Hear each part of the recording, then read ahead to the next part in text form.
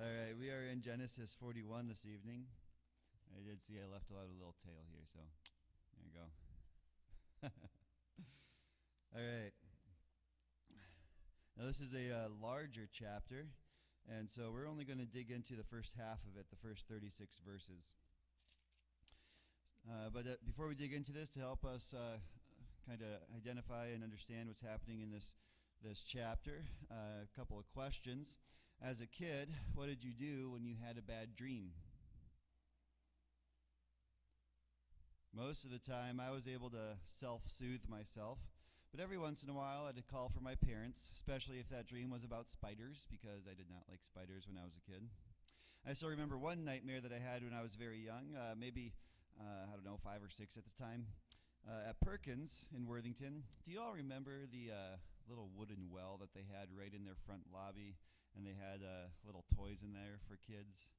They had it for a while. I don't know if they always had it, but they had it for a while, just little plastic doodads. I like to grab the jumping frogs or, glasses or something, yo-yos. My brother and a few of my brothers or sisters, I should say, they like to grab those rubbery insects. And my brother especially liked to grab those rubbery spiders. And I knew that he kept those spiders in the toy box right at the foot of my bed. So I remember sleeping once and having this. I still remember this dream. I remember in the dream that the toys in the box started to move as if something was trying to get out. And suddenly the box pops open and out pops this rubber spider. And so I slept with a little, stuffed Ernie at the time, Ernie from Sesame Street. So I held him up. He was my protector. But the problem with that dream was that it was so real that when I actually woke up, because I was scared, everything looked exactly what it was in the dream. It seemed like there was no crossover. It seemed like it made everything was real the whole time. So I got up out of my bed and because I thought there was a spider, and I stood outside my room and yelled and screamed until my mom finally came and got me. She had to help me calm down after a while. That's what I did when I got a bad dream. How about another question? If you were suddenly summoned to meet the head of state, if you had a one-on-one audience with our governor, or let's say even with our president, what would be your first thought? What would be your second thought?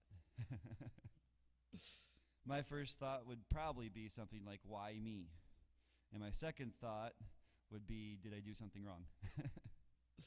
After that, after I wrapped my head around it a little bit, I'd probably start praying about how God could use me in that moment to speak truth and wisdom in the situation. It's not every day that you get to speak to a powerful person, and it's not every day you get to present the Word of God to them, and that's what I like to do, right? And so I'm like, well, let's evangelize, right, and present the gospel. Again, it might not be my first reactionary thought, but I hope that my first purposeful thought would be to point that person to God. Now, there's one last question I'm going to ask, but it's a bit more of a rhetorical question to help us to see this chapter a little bit through Joseph's eyes. And the first question was to look at this chapter through Pharaoh's eyes, and the second one was to look at it through Joseph's eyes. But here's another one. Would you rather play first string on a losing team or second string on a winning team? Now, Joseph was basically the top dog in the prison, and soon he'd be second in command to Pharaoh. One situation is definitely better than the other, but essentially the question comes down to leaving a known quantity and dealing with an unknown, or ignoring the unknown and staying with the known. So, let's see what happens in this chapter. I'm just going to read the first 36 verses. Start in verse 1. After 2 whole years, Pharaoh dreamed that he was standing by the Nile. And behold, there came up out of the Nile 7 cows, attractive and plump, and they fed in the reed grass. And behold, 7 other cows, ugly and thin, came up out of the Nile after them, and stood by the other cows on the bank of the Nile. And the ugly, thin cows ate up the 7 attractive, plump cows. And Pharaoh awoke, and he fell asleep, and dreamed a second time. And behold, 7 ears of grain, plump and good, were growing on one stalk. And behold, after them sprouted 7 ears thin and blighted by the east wind. And the thin ears swallowed up the 7 plump ears. full ears. And Pharaoh awoke, and behold, it was a dream. So in the morning his spirit was troubled, and he sent and called for all the magicians of Egypt and all its wise men. Pharaoh told them his dreams, but there was none who could interpret them to Pharaoh. Then the chief cupbearer said to Pharaoh, I remember my offenses today, when Pharaoh was angry with his servant and put me and the chief baker in custody in the house of the captain of the guard. We dreamed on the same night, he and I, each having a dream with its own interpretation. A young Hebrew was there with us, a servant of the captain of the guard. When we told him, he interpreted our dream to us, giving an interpretation to each man according to his dream. And as he interpreted to us, so it came about. I was restored to my office, and the baker was hanged. The Pharaoh sent and called Joseph, and they quickly brought him out of the pit. And when he had shaved himself and changed his clothes, he came in before Pharaoh. And Pharaoh said to Joseph, I have had a dream, and there is no one who can interpret it. I have heard it said of you that when you hear a dream, you can interpret it. Joseph answered Pharaoh, It is not in me. God will give Pharaoh a favorable answer. Then Pharaoh said to Joseph, Behold, in my dream, I was standing on the banks of the Nile. 7 cows, plump and attractive, came up out of the Nile and fed in the reed grass. 7 other cows came up after them, poor and very ugly and thin, such as I had never seen in all the land of Egypt. And the thin, ugly cows ate up the first 7 plump cows. But when they had eaten them, no one would have known that they had eaten them, for they were still as ugly as at the beginning. Then I awoke. I also saw in my dream 7 ears growing on one stalk, full and good. 7 ears, withered, thin, and blighted by the east wind, sprouted after them, and the thin ears swallowed up the 7 good ears. And I told it to the magicians, but there was no one who could explain it to me. Then Joseph said to Pharaoh, The dreams of Pharaoh are one. God has revealed to Pharaoh what he is about to do. The 7 good cows are 7 years, and the 7 good ears are 7 years. The dreams are one. The 7 lean and ugly cows that come up after them are 7 years, and the 7 empty ears blighted by the east wind are also 7 years of famine. It is, as I told Pharaoh, God has shown to Pharaoh what he is about to do. There will come 7 years of great plenty throughout all the land of Egypt, but after them will arise 7 years of famine, and all that plenty will be forgotten in the land of Egypt. The famine will consume the land, and the plenty will be unknown in the land by reason of the famine that will follow, for it will be very severe. And the doubling of Pharaoh's dream means that the thing is fixed by God, and God will shortly bring it about. Now, therefore, let Pharaoh select a discerning and wise man, and set him over the land of Egypt. Let Pharaoh proceed to appoint overseers over the land, and take 1/5 of the produce of the land of Egypt during the 7 plentiful years. And let them gather all the food of these good years that are coming, and store up grain under the authority of Pharaoh for the food in the cities, and let them keep it. The food shall be reserved for the land against the 7 years of famine that are to occur in the land of Egypt, so that the land may not perish through the famine. All right. You know, dreams continue to figure pretty oh, wait. So now do you see where the cows come from? Did you know that that was a cow? I bet some of you are wondering if it was a pig. So dreams continue to figure pretty prominently in the book of Genesis and in the history of Joseph. But after his first 2 dreams that he had, he is now shifted from being the dreamer to being the interpreter. He has interpreted for the cupbearer and the baker, and now he's interpreting for Pharaoh. The dreams that he's been interpreting has been given to people who do not have any spiritual insight. Their spiritual insight is clouded because they're following false gods. So Joseph fills the role of showing a proper and true interpretation, a true spiritual insight. He's being a witness to God, and he's giving the proper interpretation. But up to this point, Joseph has been sold into slavery by his brothers. He then came to be in charge of his master's household in Egypt until he was falsely accused of assaulting his master's wife, for which he was thrown in prison. And while he was in prison, he accurately interpreted the dreams of 2 fellow inmates, but then he was left forgotten in prison. This was all by the time that he had turned 28. Could you imagine that? Not even 30 years old yet, and this is all that's happened to him so far. It's a lot of things to happen in someone's life in such a short amount of time. But look at the first verse. How many years have passed between chapters 40 and 41? 2. Yeah. Can you imagine that? 2 years after he correctly interprets what the dreams they had. 2 years, 2 full years after the cupbearer has been brought back into the good graces of Pharaoh. He forgot to mention Joseph. Now the Hebrew here has 3 words. It says after, days, and 2, which most translators will say 2 years. Those are the 3 words that are being translated here, after 2 whole years. We have after, days, and 2 years. So translators take the word days to mean that all the days of 2 years have passed, and thus they translate this phrase as after 2 whole years, or after 2 full years, or even when 2 full years had passed, and so on, depending on your translation. But with the word days in the Hebrew, it almost seems to express that Joseph is counting down the days, or counting up, I guess, the days. He doesn't know that he's 2 years away from being in front of Pharaoh. So he's just counting the days right now. Each day that has passed is another day longer that he is in prison for something that he didn't do. Sometimes I think we can even feel the same way in a difficult situation. We start to mark each day as it slowly passes, and we're just waiting to be delivered from whatever it is that we're in. And so for Joseph, deliverance ultimately comes from God, because only God could cause what happens next.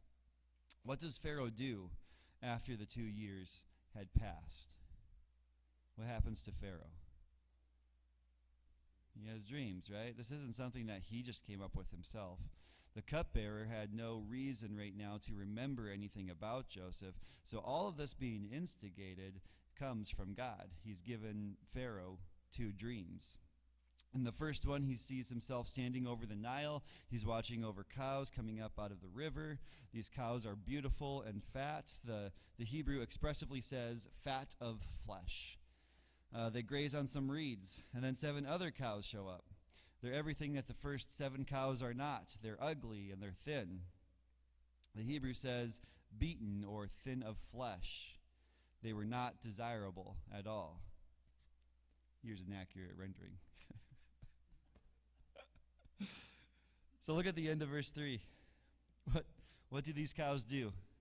Before they eat the cows in verse 4, what do they do in verse 3? Yeah, I thought that was interesting. They stood beside the other cows. I think the 2 groups stood beside each other so that they could make the contrast between them seem very apparent, okay? And they also show a similarity. They both came up out of the same river.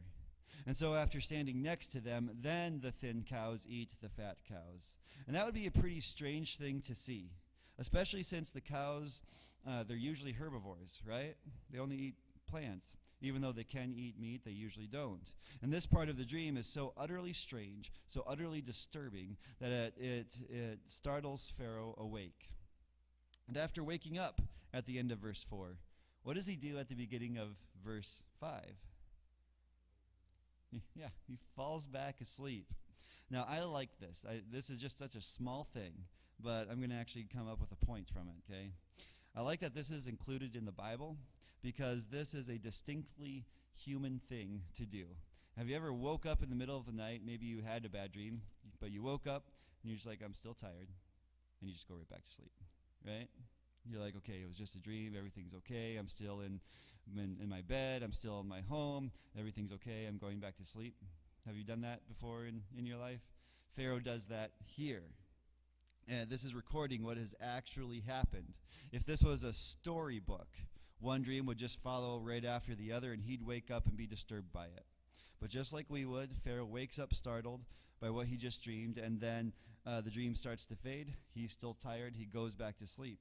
And it's the little things like this that should remind us, it definitely reminds me, of just the validity and the truth of the Bible. The Bible is truthful. It accurately records just the human condition and all the things that have happened throughout time.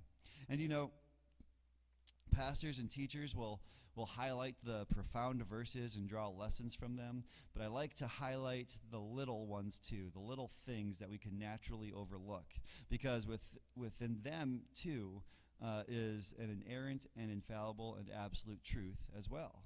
See, God's word isn't just the truth of the big things, but in the small things too. Pharaoh woke up and then he went back to sleep. And what I may have considered unimportant, and which everyone may have considered unimportant, God still preserved in the Bible for thousands of years so that we would read this and see what it's saying.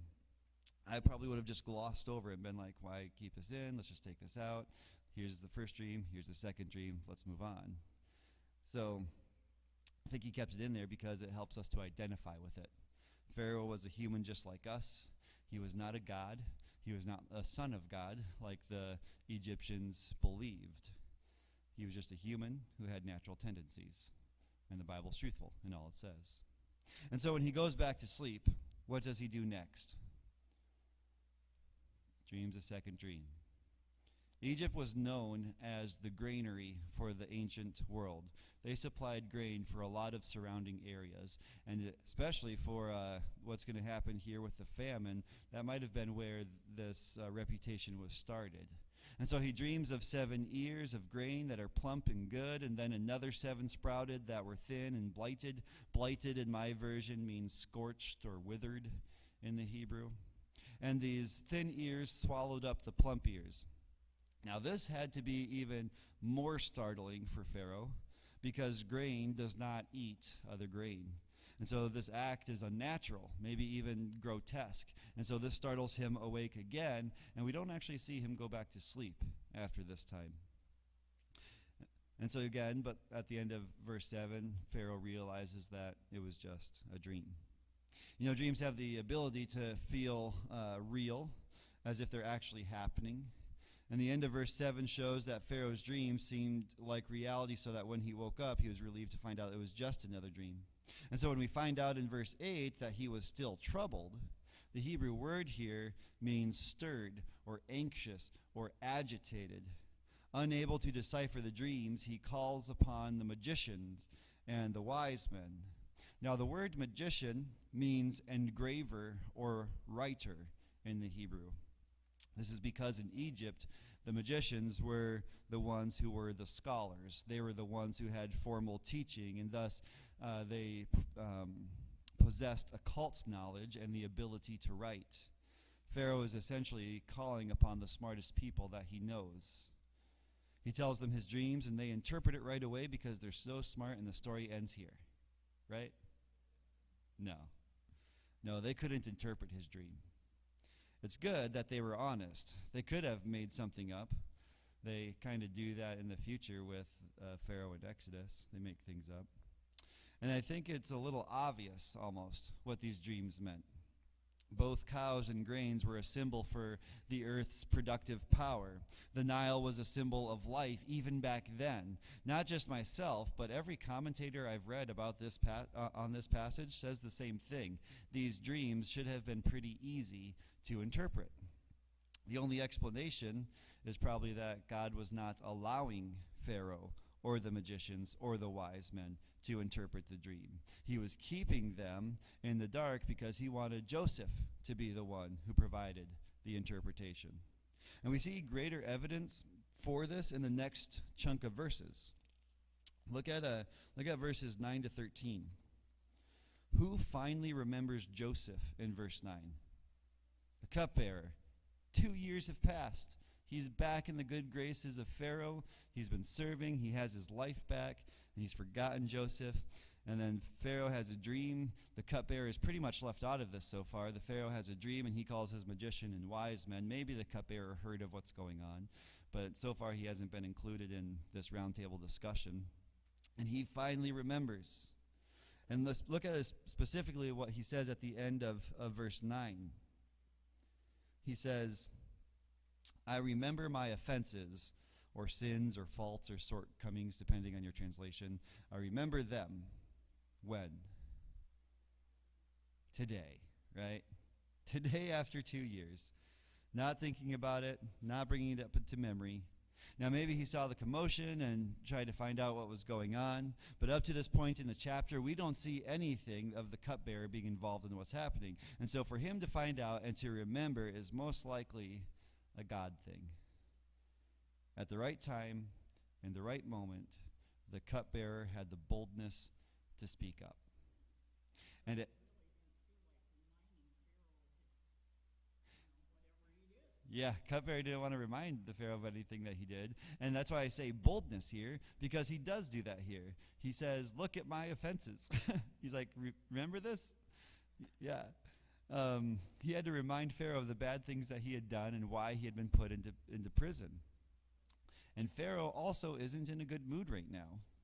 He's being reminded of past problems. He has people around him who can't interpret his bad dream. And so this probably isn't exactly what he wants to hear. But the cupbearer explains what happened so that he could explain what Joseph did. And in verse 11, the cupbearer re-emphasizes the similarity that both he and the baker had a dream, but they had different dreams that had their own interpretations. And so how does he refer to Joseph in verse 12? Young Hebrew. And notice that he is referred to as a servant of the captain of the guard. So I still think he was considered a servant of Potiphar there. But Joseph interprets their dreams, and the cupbearer emphasizes that Joseph does so accurately. So Pharaoh says, who cares? Off with your head.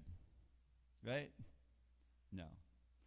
No, Pharaoh's need is urgent. It doesn't matter who interprets the dream. He needed that dream interpreted, so he calls for Joseph. Joseph is brought up out of the pit. And what did they do to him next? Yeah, they essentially clean him up, right? This is a slave who was about to go in front of the head of state. He needed to be presentable. Then Pharaoh sums up his predicament pretty quickly. He had a dream. He needs an interpreter. Joseph comes highly recommended and seems to have a natural ability to interpret dreams. Now, Joseph had a temptation right here. He had a temptation before him. He had been sold into slavery. He had been falsely accused. He had been thrown into prison. He had been forgotten. He had been kicked while he was down. He's been thought very little of. And now the most powerful person in the world at the time was telling him that he had the ability to interpret dreams. Joseph could have said, yes, I can. I'm a natural at it. You could use me on your staff. He could have tried to grab the opportunity and make himself look good and look important and try to grab on to some semblance of power, or at least just get out of prison, right? What does he do in verse 16 instead? He gives God the credit. He points to God. Specifically at the start of the verse, he intentionally says that it's not him. Essentially, he's saying, I'm nothing. It's not me that can do anything. I'm a nobody. And think for a moment just how far he has come from when he was at home with his brothers and with his family. See, with his family, he had dreams that placed him above everyone else. He was the favorite child. He knew that. His brothers knew it. He was given the best gifts. Seemed like he had pride. He had arrogance. He had no problem throwing his brothers under the bus. Now, when the opportunity came to act like he once did, he instead humbled himself. He had learned in the intervening years to just let go of his pride and his selfishness. And in its place is a focus on God. So there's been, I think, a change of heart for Joseph over these years. Joseph says it's not him, but God who will give a favorable answer. Now, this word favorable in my translation, Joseph says, it's not me. God will give Pharaoh a favorable answer in verse 16. This word favorable comes from a Hebrew word meaning shalom. Have you heard the word shalom before? Yeah, that's the word for peace, right? Completeness, soundness. Joseph is not promising that Pharaoh will like the answer, that it's going to be favorable for him. He's going to be happy about it, especially since Joseph has not heard the dream yet or know how to interpret it. He's saying that God will supply a complete or sound answer for him, one that is trustworthy and true. That's kind of the meaning of shalom here. Favorable is you will have an answer to whatever it is that's troubling you because God will provide that answer. Now, the King James Version is a little closer to the meaning of this word. It says this, "And Joseph answered Pharaoh, saying, 'It is not me. God shall give Pharaoh an answer of peace.'" So the answer will have the effect of calming Pharaoh's troubled mind because, again, he will finally have an answer to what his dreams mean. And again, this is all of God. This is not Joseph at all. And this is our second lesson for today. When an opportunity presents itself, we need to truthfully point to God. We need to bear witness to him and give him all the glory. As I was studying for this lesson, I was reminded of this truth, and I was reminded to do the same. And to live this out is pretty simple. When someone thanks us or congratulates us on a job well done or anything similar, simply thanking them for their comments and then say God is good or God is faithful or all to God's glory or something. Saying thank you isn't taking credit for anything. It's just recognizing the kindness of the person to point out something that they saw. It's receiving the encouragement that they gave to us. But to say thank you only, then we're stopped a bit too short. We need to point to God. It's his work in our lives that makes us able to do whatever we can do. So as far as Joseph is concerned, absolute truthfulness and guarding God's honor was far more important than personal advantage. I think that's an example for us to follow. So what does Pharaoh do in reply? He retells his dreams, right? Pharaoh is so vitally interested in what seems to be a matter of great importance to him that he retells his dreams himself. He emphasizes certain points of his dreams. I mean, if you would compare the two, you don't have to do that right now, but if you compare the two, you'd see things specifically like the cows, which were ugly and thin in verses 3 and 4, are now poor, very ugly and thin in verse 19. See, the state of the cows made such an impression on Pharaoh that retelling his dream, he emphasized their dire state, right? He even says that he had never seen this type of cow anywhere in all of Egypt. Yeah, so he's trying to emphasize these were pretty bad-looking cows. And then verse 21 gives us a bit of insight that we didn't see earlier either. After the thin cows ate the plump cows, what did Pharaoh notice? Couldn't tell it. There was no change in the thin cows. They didn't get plump and fat like they should have, in dream logic, if they ate a whole cow. They looked entirely the same. This doesn't seem right to him. So then he tells of the 7 ears growing on the stalk, and he emphasizes again the bad ears.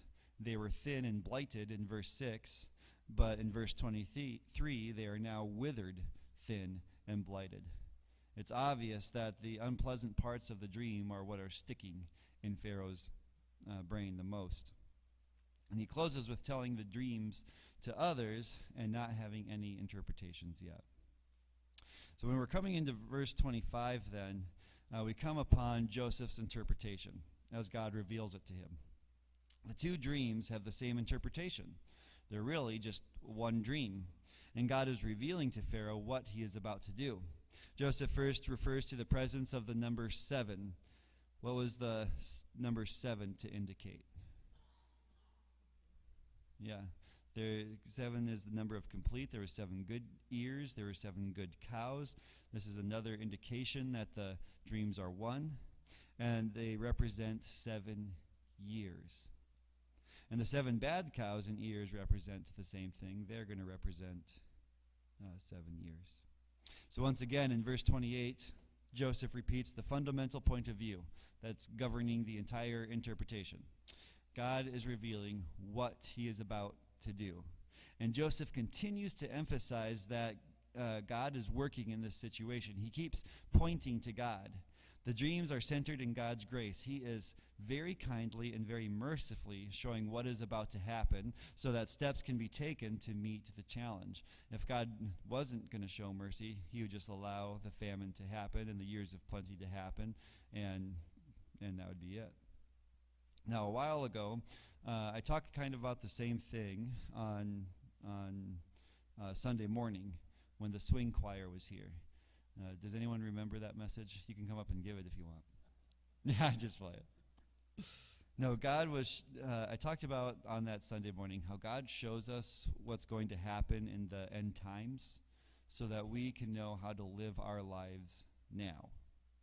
The same lesson is being taught to Pharaoh in Genesis, which leads to our third point for today. When God reveals the future, he expects it to affect our present.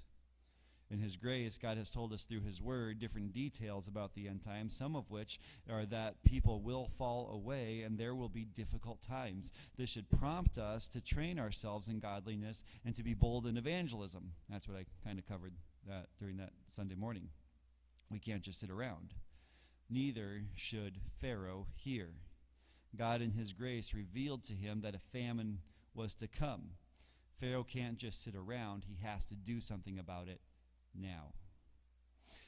But I'm getting a little ahead of myself, so let's look at what Joseph does here. Joseph lays out the interpretation of the dream as plainly as he can. There'll be 7 good years, followed by 7 bad years, so bad that it'll be very severe, so severe that they basically won't even remember the good years.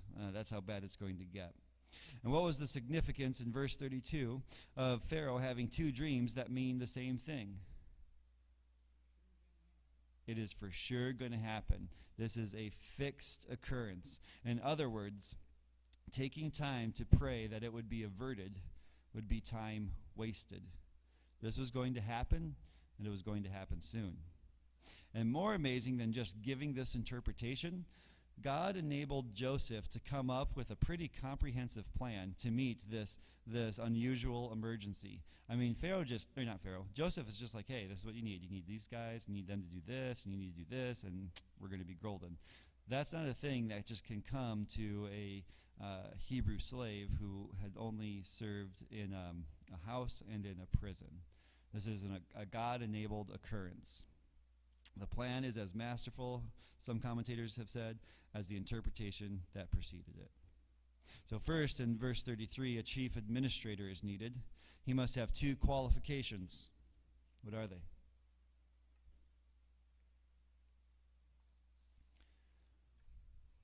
Yeah, discernment and wisdom, or shrewdness and wisdom. In other words, he needs to have just a good understanding and an insight into the situation that's coming up and as needs arise. And under him, there needs to be 2 overseers. Specifically, Joseph encouraged the Pharaoh to act right away. He was so sure of his interpretation and plan that he was urging Pharaoh to act now. And the overseers or administrators needed to gather in 1/5 of all the produce. That's double the amount of a normal tithe. Now, in years of plenty, it wouldn't have been as much of a hardship. If this surplus isn't gathered, the future would be even more bleak. And also during years of greater supply, the demand is less, and so crops are usually sold for less.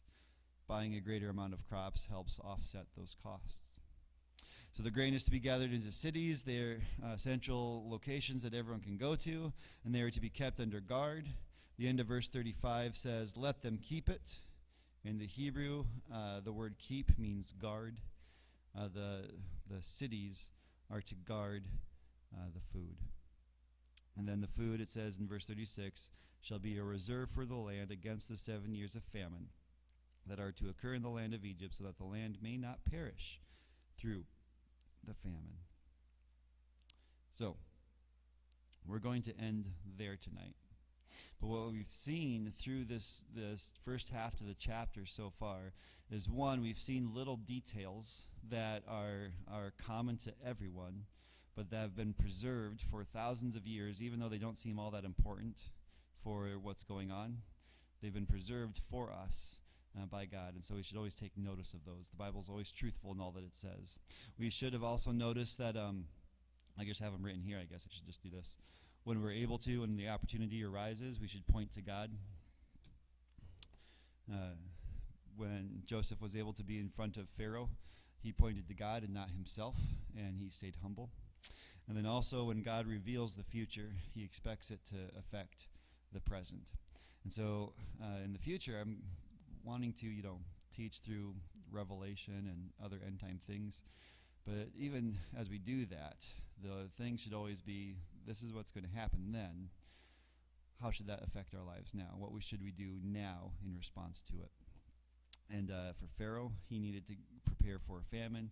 For us, we need to point people to Christ while they still have the chance or the time to turn to him. So, any other comments, questions, or insights into this part of the chapter?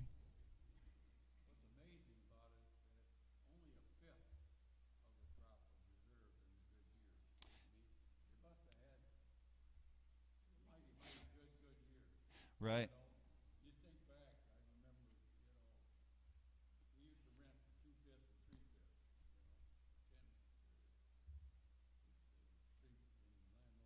would get the 2/5, Mm. And I think, they had to have the amount of grain that they had on hand for those 7 sleep years. They must have had an abundance of crops in those 7 good years. Yep. Then I got one other thing. I know there's a story in the Bible about somebody interpreting a dream. You said that, and that dream was, he wouldn't tell them what his dream was, and they were supposed to interpret his dream. Oh, Nebuchadnezzar and Daniel? Daniel? I think it was Daniel. That the king wanted him to interpret the dream without telling him the dream? Yeah. Yep, because that's what his magicians were doing. Yep. So, that's why God must have hidden this. I never thought of that before, but God must have hidden that from them because Pharaoh told them the dream. Right. Right. Yeah. So I definitely believe that God hid it from them because again, if I came to tell you that out of the Nile, which was a symbol for life, came 7 good cows followed by 7 bad cows who ate the good cows, you're going to see, okay, at least there's going to be a time of good and a time of bad. Very simple, right? And then same thing with the ears, the good ears and the bad ears. So, and maybe that's even, we have 20/20 vision, right? Being able to read this and know exactly what happens. But it seems like that interpretation should have been easily arrived upon. That they didn't arrive upon it, and that even Pharaoh didn't understand what was going on with all this. Yeah, I think God kept them from doing that because his plan was Joseph was going to come and interpret this and become second in command, and this is what was going to eventually bring Jacob and his brothers to Egypt. And God had told all of this already to Abraham back in Genesis 15. Your descendants will spend 400 some years in a land that's not their own, and they'll be subject to servitude. But don't worry, I will bring them out of it. So God's already telling Abraham what's going to happen here, and right now he's working to bring that about, which is amazing. Yeah, God's wisdom is higher than ours. So, other thoughts, comments, insights?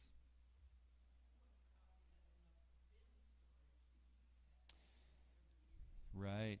All that access and keeping it preserved. Government bans. Legislation was passed, and yeah, and then they had to guard it and they had to preserve it because, yeah, I mean, it's not like these things you can just put them somewhere and they'll be okay by themselves. So. We're going to see just how bad this famine gets in the future. People all of Egypt will eventually sell their land and go into servitude to Pharaoh because they have no food. So that's how bad it's going to get. They're going to spend all their money, they're going to sell all their livestock, and then they're going to sell their land and then sell themselves. So, under government control. Yep. All right, well, that's all for tonight, and we'll be back next week with the last half of this chapter. So, see you then. Thank you for coming.